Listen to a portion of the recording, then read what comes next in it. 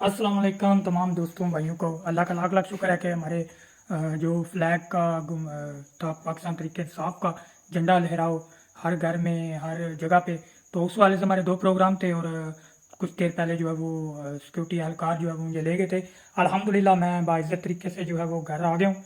अल्लाह का लाख लाख शुक्र है, आपकी दुआओं का बहुत शुक्रिया। और बिलखसूस मैं सरपरस्त आला नदीम ज़िया भट्ट साहब का शुक्रिया अदा करूँगा कि जिन्होंने फौरी तौर पे जो है वो अपनी टीमें एक्टिव की और अपने वकला को एक्टिव किया और मुझे वहाँ से जो है वो बाइज़्ज़त जो है वो ना सिर्फ रिहाई दिलाई बल्कि मुझे हौसला भी दिया।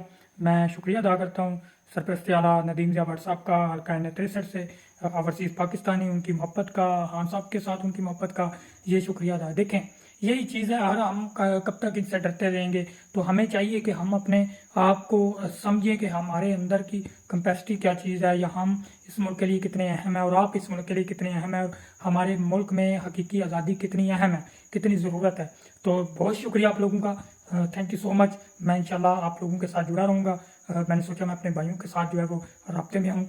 तो आप लोगों ने सबसे पहले घबराना नहीं है, निकलो पाकिस्तान की खातर, इस मुल्क की खातर, इमरान खान की खातर। उसके लिए इंशाल्लाह ये जदोजहद जारी रहेगी। पाकिस्तान जिंदाबाद, इमरान खान जिंदाबाद। Thank you.